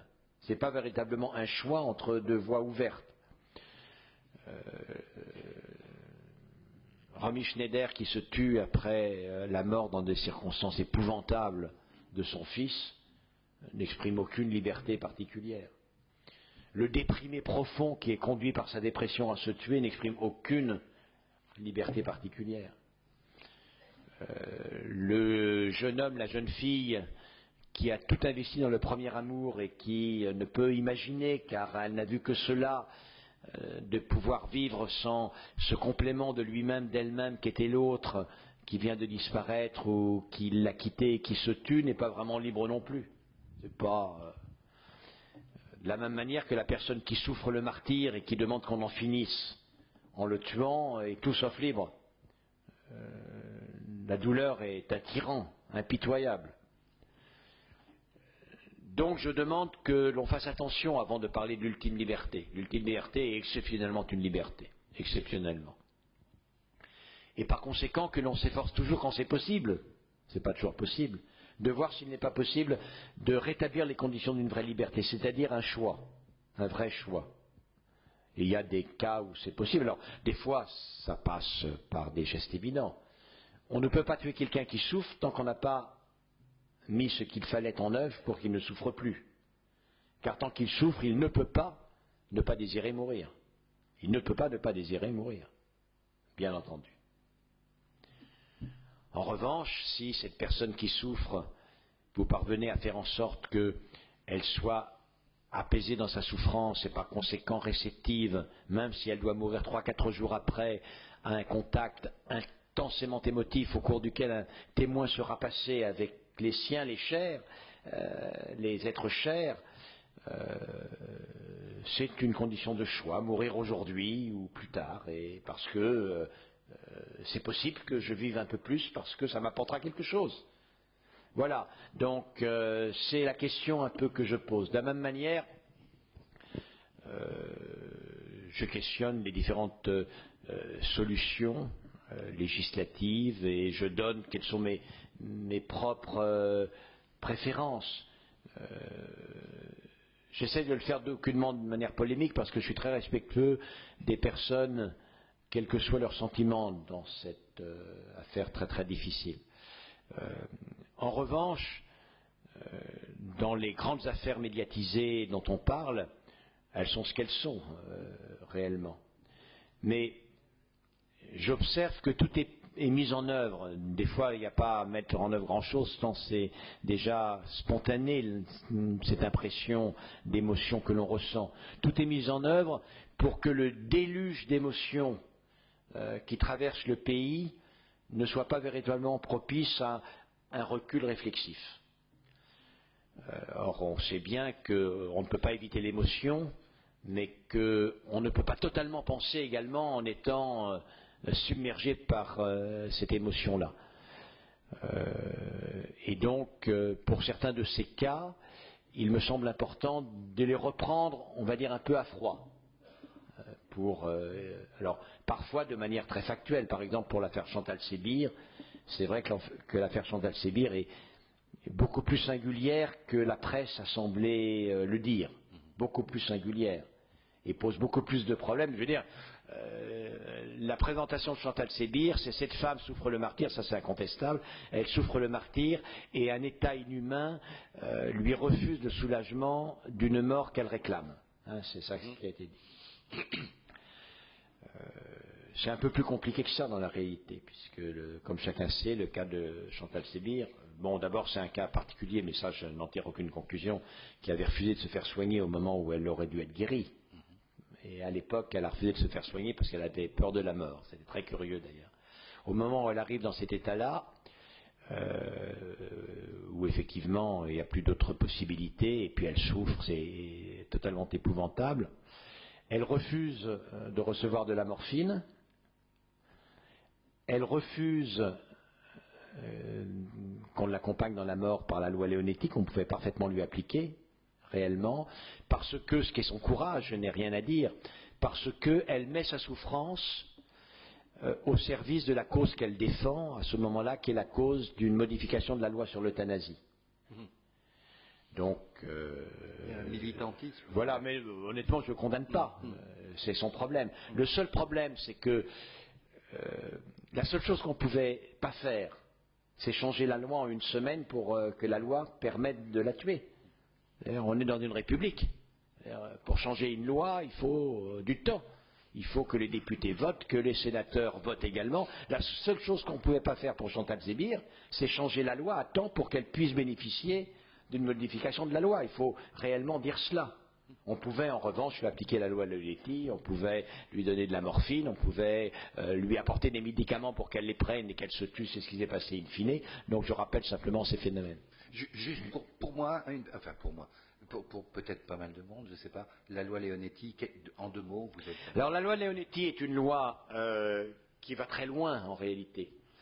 La loi Leonetti rappelle déjà quelque chose, c'est que c'est le devoir de chacun, et notamment de la République, en tant qu'elle représente la collective, de refuser que les personnes ne souffrent. Et par conséquent, elle dit l'exigence de calmer les souffrances l'emporte toujours sur celle de prolonger la vie. Et que, par conséquent, il ne faut pas hésiter à entreprendre des moyens antalgiques au motif qu'il devrait abréger la vie. Et qu'à la limite, face à quelqu'un dont la terreur psychique se surajoute à une douleur physique que l'on a en général calmée, parce qu'elle n'est pas tolérable elle non plus, alors l'on peut aller jusqu'à des sédatifs qui vont l'endormir. Et comme dans ces situations, cette personne ne peut retourner à un état d'autonomie, poursuivre la réanimation, l'alimentation et l'hydratation sont considérés comme de l'acharnement thérapeutique. Or, sédater une personne sans la nourrir et sans l'hydrater, c'est l'accompagner dans la mort en 5-6 jours. Donc la loi Leonetti, normalement, règle la totalité des problèmes au plan de la douleur. Donc c'est ça que dit la loi Leonetti qui a été rappelée. C'est une loi qui a été adoptée en 2005. Mademoiselle, bonsoir. Oui, bonsoir. Alors une question peut-être un peu plus ouverte. En fait, vous parlez de ces étudiants finalement qui rentrent dans la vie après avoir fait de brillantes études et finalement qui savent pas ce qu'ils vont faire de leur vie. Et donc à 17 ans, qu'est-ce que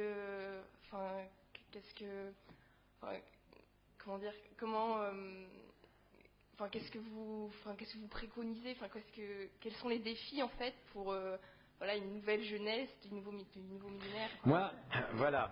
Écoutez, moi ce que j'essaye de dire à 17 ans, 18, 19, 20 et au-delà, c'est déjà ne vous laissez pas avoir par le monde qui est autour de vous. Le monde qui est autour de vous tend à persuader tous les citoyens qu'ils ne peuvent pas vouloir autre chose que leur propre épanouissement personnel parce que ce serait en pure perte qu'on se fixerait un autre objectif. Les autres choses sont trop sérieuses, trop importantes, dépendent trop de phénomènes qui dépassent la volonté humaine pour que l'on s'y aventure. Ce sont des vieilles lunes, des vieilles lunes. Donc, écoutez, essayez de profiter de la vie, essayez de promouvoir l'épanouissement de votre nombril, de votre bout du nez, de ce que vous voulez. Mais au-delà, c'est trop.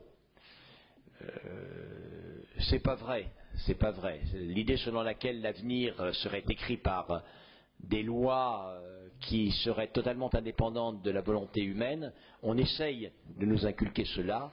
L'avenir n'est pas écrit, il dépend de ce que tous on en fera, et notamment les plus jeunes. Par conséquent, osez vouloir, osez vouloir, osez vouloir. Si vous osez vouloir, peut-être vous pourrez alors, mais il faut d'abord oser vouloir. Ne pas vous laisser avoir par personne. Voilà, une question là-bas au fond. Alors, je suis désolée, mais ma question était initialement en relation avec l'euthanasie. C'était votre position, vous y avez répondu. Par contre, là, vous avez donné un mot qui était lourd de sens. Les moyens de la tuer, en ce qui concerne Chantal Sébir. Les mots ont leur sens, et moi, j'aurais préféré que vous disiez lui donner les moyens de mourir, de lui donner la possibilité de mourir, car je trouve que c'est lourd de dire de la tuer.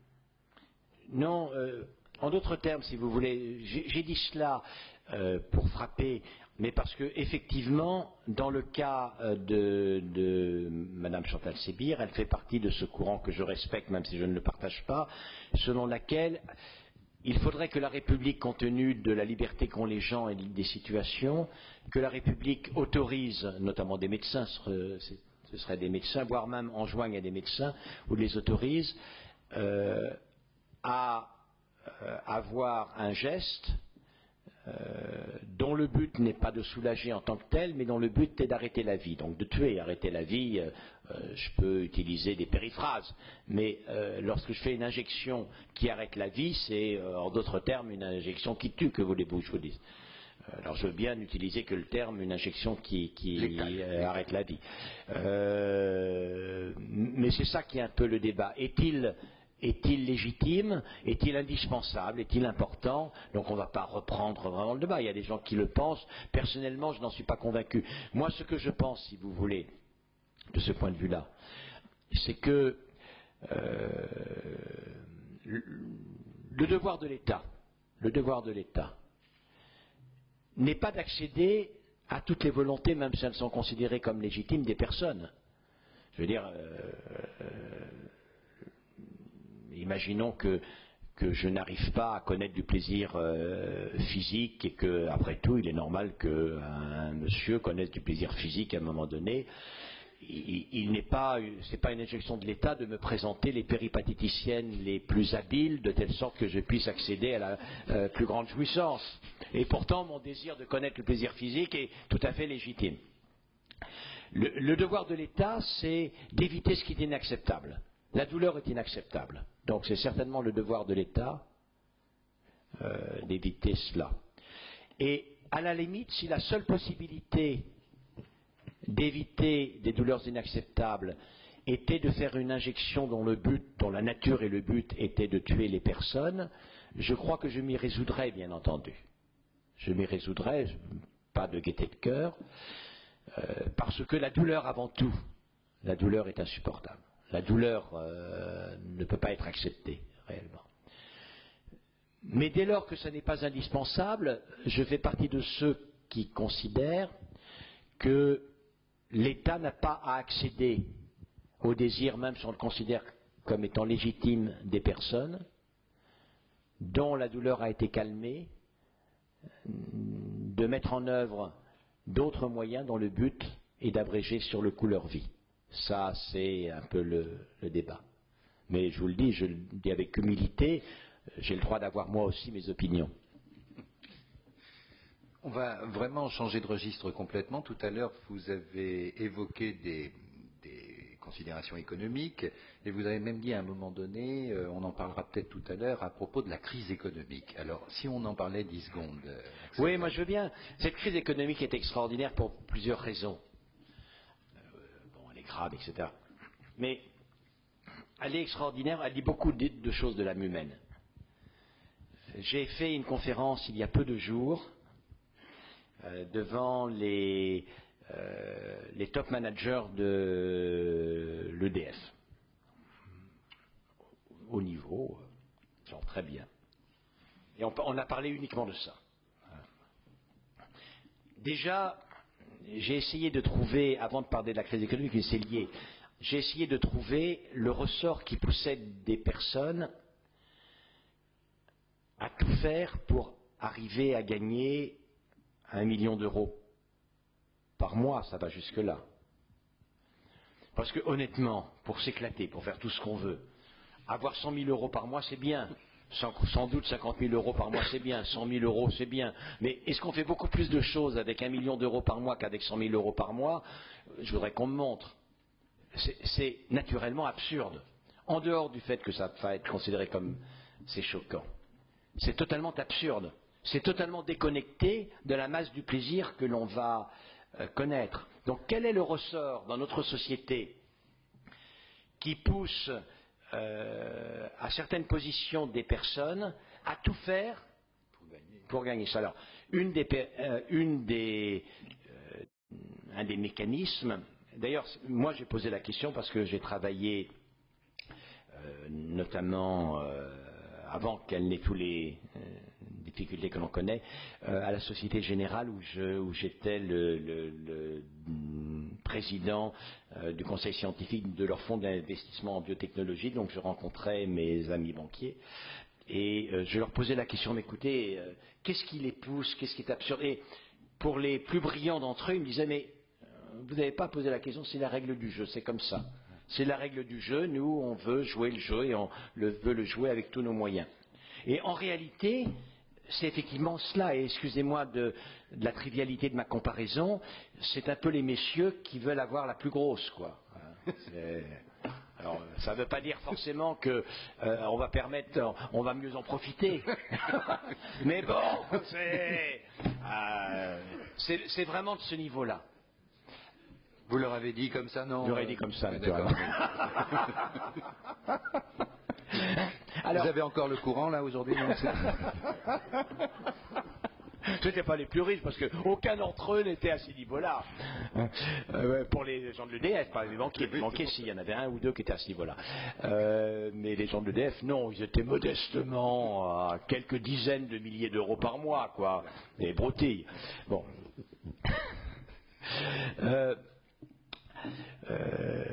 La crise économique maintenant. La crise économique, il y a dans le monde des choses qui sont totalement imprévues. La chute du mur de Berlin, bon, on pouvait penser qu'il finirait bien par tomber. Je veux dire, pour des raisons politiques, pas parce que tout s'écroule. Bon. Mais honnêtement, la chute de l'Union soviétique, puis du mur de Berlin, au moment où c'est survenu, 10 ans après, c'était bien difficile de le prévoir. Vraiment, c'était bien difficile. En revanche, la crise économique était totalement inéluctable. Il y a des crises qui étaient totalement inéluctables. La crise alimentaire était totalement inéluctable. Moi, j'ai dirigé la commission du génie biomoléculaire pendant plus de 10 ans. Et donc, je suis vachement ferré sur les affaires agricoles. Et je me rappelle, dans les années 85-88, ça fait 20 ans par conséquent, je tenais un discours. Et j'expliquais que les stocks, notamment de céréales, commençaient à diminuer. J'expliquais que la population augmentait, peut-être moins vite qu'on ne le craignait, mais elle augmentait, que les villes se développent souvent dans les grands bassins les plus fertiles et par conséquent au détriment des terres arables, que par conséquent les surfaces emblavées de toute façon ont tendance à diminuer, et que, en dehors évidemment de tout ce qui aggrave les inégalités, les guerres, les machins, les trucs, il y a un problème de production alimentaire, qu'il faut développer la production alimentaire, notamment proche des bassins de population les plus importants. Bien évidemment, on a fait totalement le contraire. Par exemple, en Afrique, on leur a dit, écoutez, arrêtez de cultiver du manioc, c'est ringard, c'est vieillot, cultivez du coton qui ira sur le marché. Si ce n'est ou du riz, ou encore le riz, on peut le boulotter, le coton, moins. Moi, j'ai été médecin-chef de République centrafricaine à la coopération, ça fait bien plus longtemps que ça, puisque c'était en 68, et dans une région qui était vraiment très fertile, tout poussait, il y avait souvent 2 récoltes par an. Les agriculteurs s'étaient fait convaincre de laisser leur production vivrière pour cultiver du coton, tout simplement parce que les règles du marché l'exigeaient. Sauf qu'avant même la crise, on avait simplement omis le fait qu'il n'y avait pas de route goudronnée et qu'aucun camion n'est jamais venu chercher le coton. Et donc j'ai vu de la famine, parce que le coton ne le boulotte pas, il était là, il pourrissait, et on ne le boulotte pas. Et très généralement, il y a eu une pression pour une normalisation suivant les règles du marché, amenant à se mettre à cultiver des productions qui sont des productions qui n'ont rien à voir avec le besoin d'autosuffisance. Pour la crise financière, bon, on connaît le mécanisme. Traditionnellement, comme je vous l'ai dit avec Montesquieu, le monétaire est le moyen d'assurer l'efficacité du doux commerce. L'échange, c'est absolument fondamental, et il n'est que cela. Il est devenu l'élément régulateur fondamental, et puis il est devenu le but, par toute cette école de l'économie aux États-Unis dans les années 60, le but même de l'économie. Et à partir de ce moment-là, il s'est passé un phénomène qui est très important, qui a toujours existé un peu auparavant, mais qui est devenu tout à fait majoritaire, qui est que la masse de richesse créée par clonage du monétaire, en dehors de création de richesse, est devenue grand par rapport à l'argent qui était issu de la création de richesse matérielle, de biens, on va dire. Un phénomène tout à fait extraordinaire, avec un déséquilibre tout à fait fondamental. Alors, ça c'est un des premiers éléments. cela plus le déficit américain a abouti à ce que l'économie ne fonctionne que parce qu'une économie était artificiellement perfusée avec une masse monétaire qui n'avait pas de légitimité vu qu'elle ne correspondait pas à des biens et quelle était cette amplification par le système monétaire lui-même. Ce qui a assuré, il faut bien dire, un développement et une prospérité tout à fait extraordinaire, mais qui a évidemment son extraordinaire fragilité. C'est-à-dire si d'un seul coup on doit passer d'un système où, c'était déjà le cas, où on crée de l'argent pour le consommateur pour qu'il puisse consommer et faire marcher la partie de l'économie qui dépend de la création de biens, on voit un déséquilibre. Et puis à ce déséquilibre-là qui est peut-être organique et qui est peut-être la condition sine qua non de la prospérité, surtout avec le déficit américain. Le déficit américain est tel que le monde ne peut fonctionner que si, afin que les Américains puissent continuer par exemple à acheter des produits chinois, les Chinois en permanence leur prêtent de l'argent. Et c'est je te tiens, tu me tiens par la barbichette. Les Américains n'ont nullement la capacité d'acheter quoi que ce soit vu leur déficit. Mais s'ils n'achètent rien, évidemment, l'économie mondiale s'écroule. Donc c'est de l'intérêt de personne que l'économie mondiale ne s'écroule. Et par conséquent, notamment la Chine, mais d'autres pays, les monarchies du Golfe également, les fonds souverains en permanence achètent des bons du trésor américain afin de financer le déficit américain. Mais ça, après tout, c'est peut-être aussi le prix à payer de la prospérité. Puis le troisième phénomène qui, lui, conduisait forcément à la catastrophe, c'est qu'après la chute du mur, pour des raisons que l'on connaît, et ça serait une autre conférence que de l'expliquer, les écarts salariaux ont commencé à augmenter considérablement, même aux États-Unis, les écarts, et on a assisté à une paupérisation relative des classes moyennes. Alors toujours, c'est 40 millions d'Américains pas très fortunés, voire même très pauvres, et des classes moyennes relativement paupérisées. Et le marché américain exige tout de même que ces classes pauvres et ces classes moyennes en voie de paupérisation continuent de consommer. Et les Américains ont fait avec ces classes ce que les Chinois font avec les Américains. C'est-à-dire qu'ils leur ont prêté de l'argent pour qu'ils continuent à consommer, vu qu'ils n'en avaient pas. Mais évidemment, c'était fondamental qu'on leur prêtât de l'argent pour que le système continue à tourner. Et notamment dans le domaine, comme chacun le sait, dans le domaine immobilier, on a vendu des maisons à des personnes qui avaient nullement les moyens de se les acheter, ce qui était bien pour ces personnes, bien entendu. Tout le système étant garanti sur des prêts hypothécaires. Donc, s'il y a une défaillance de remboursement, ce qui devait être assez fréquent, ça n'est pas très important puisque de toute façon, le prêt est garanti sur une hypothèque et cette hypothèque, alors que le marché immobilier augmente en permanence, doit permettre de compenser et au-delà le risque pris. Cela étant dit, ceux qui ont fait cela n'étaient pas trop rassurés eux-mêmes. Ils savaient bien, pour une raison que vous avez perçue, mais que je vais rappeler tout à l'heure, que ça devait se casser la gueule inéluctablement. Donc, les titres financiers qui dérivaient de cette opération ont été titrisés, on a fait des produits financiers extrêmement complexes, de telle sorte que l'on oublie totalement quelle était l'origine de ces fonds. Or, ces fonds étaient extrêmement intéressants car c'était plus rentable compte tenu du risque pris. Évidemment, et tout le monde s'en est absolument gavé. Alors, pourquoi c'était inéluctable? C'est que chacun savait très bien que le nombre de faillites, le nombre de défaillances dans le remboursement devait à un moment donné être tel que le nombre d'immobiliers, de maisons sur le marché allait aboutir à une diminution du marché immobilier, rendant caduque le prêt hypothécaire, rendant caduque la couverture par l'hypothèque. Et que par conséquent, tout devait se casser la gueule. Et tout le monde le savait. Moi, pour avoir été près des milieux bancaires, tout le monde le savait. C'est le camp, en fait. Oui, c'est ça. Et tout le monde a continué. Tout le monde. Et là, vous savez, il y a un film, je ne me rappelle plus de qui il est, du type qui mange énormément, puis la bouchée de trop, il explose. La seule justification à ce comportement, c'est la gloutonnerie. C'est effectivement, on va dans le mur, on va se casser la gueule, mais c'est tellement bon, encore une bouchée. On a assisté à un extraordinaire phénomène de gloutonnerie mondialisée. Presque suicidaire. Voilà.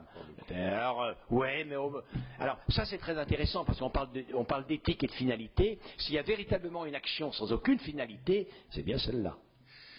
Une dernière question, là, monsieur. Voilà, et on a encore 3 minutes en tout. Oui, merci professeur. L'extrait du film dont vous parliez, c'était Le sens de la vie des Monty Python. Monty Python. Voilà, je viens à une question qui concerne plus votre discipline scientifique. L'année dernière, en fait, il y a eu un saut technologique au niveau du séquençage, c'est-à-dire qu'on est passé au séquençage de masse. Et suite à ça, évidemment, des sociétés privées proposent donc des informations sur le génome de chaque personne. Et entre autres, les risques de développer des pathologies. Évidemment, les assureurs sont très friands de ce type d'informations. Voilà, j'aimerais avoir votre point de vue sur la question. Alors, 2 points de vue. Pour l'instant, c'est de l'arnaque, pas le séquençage personnalisé à grande échelle. C'est vrai que ça fonctionne, mais on a comme ça le séquençage de personnalité, la séquence complète de James Watson et de Craig Venter. Ils ont séquencé leur propre génome, donc on le connaît. C'est intéressant parce qu'on peut l'étudier à fond. Est-ce que ça nous permet honnêtement, de mieux prédire l'avenir pathologique de Craig Venter et de James Watson? Pour l'essentiel, nullement. C'est-à-dire, pour l'essentiel, le séquençage du génome complet d'une personne, à part la recherche de quelques maladies que l'on commence à connaître, est d'une utilité médicale pratiquement nulle aujourd'hui. Donc aujourd'hui, il s'agit d'un business et de la publicité mensongère. Cela étant dit, on peut imaginer que, effectivement, en une certaine mesure, les connaissances se développant, ça permettra d'être beaucoup plus prédictif des prédispositions pathologiques. Alors ça, c'est un autre problème que l'on avait déjà soulevé avec les tests génétiques de prédisposition à des maladies. C'est un problème d'une importance tout à fait considérable, parce que si on imaginons que de fait, on soit capable de dire pour chacun d'entre vous quel est le risque relatif. On va vous mettre dans 10 classes d'après le risque de faire un cancer, d'après le risque de faire une maladie d'Alzheimer, d'après le risque de faire un infarctus du myocarde, une athérosclérose des membres inférieurs, etc., etc. Et l'assureur, en fonction de ces risques cumulés, modulera votre police d'assurance, la hauteur de la police d'assurance, voire même, si vraiment vous avez tiré les trop mauvais lots à la grande loterie de l'hérédité, refusera de vous assurer. Tout le logique d'une assurance privée pousse en ce sens-là, si jamais ça devenait très efficace, pousse en ce sens-là, parce que l'assurance privée a une base équitable et non pas égalitaire. La base de l'assurance privée, c'est l'assurance voiture. On fait payer plus cher à celui qui a déjà eu beaucoup d'accidents et qui conduit un gros cube plutôt que au monsieur ou à la dame de 55 ans qui n'a pas eu d'accident depuis 30 ans et qui conduit une voiture modeste. Et ça va de 1 à 10. Donc la logique d'une assurance privée, si jamais les tests génétiques étaient très prédictifs, c'est de faire payer l'assurance en fonction de la hauteur des risques. Mais si on généralise le système, c'est un système où il y a un renversement des valeurs qui, pour être en partie illusoires, n'en sont pas moins des valeurs auxquelles nous sommes attachés, celle notamment selon laquelle tous les hommes naissent et demeurent libres et égaux en droit. Ce qui fait cette égalité, cette liberté, cette égalité en droit, est que nous avons une commune humanité. Mais si en réalité notre commune humanité est fractionnée en une multiplicité de prédispositions, notre égalité en droit devient totalement factice.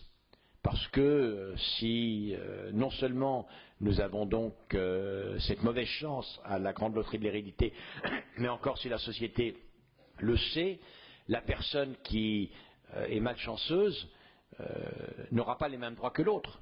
Elle n'aura pas les mêmes droits pour l'accès au prêt bancaire, elle n'aura pas les mêmes droits pour l'accès à l'assurance, elle n'aura éventuellement pas les mêmes droits pour l'embauche. C'est donc un monde où l'on accepterait une évolution partant de l'illusion des droits de l'homme, allant vers la réalité du pouvoir des gènes. Un autre monde, un autre type de valeur, bien entendu. Merci Axel Kahn. Merci Axel Kahn.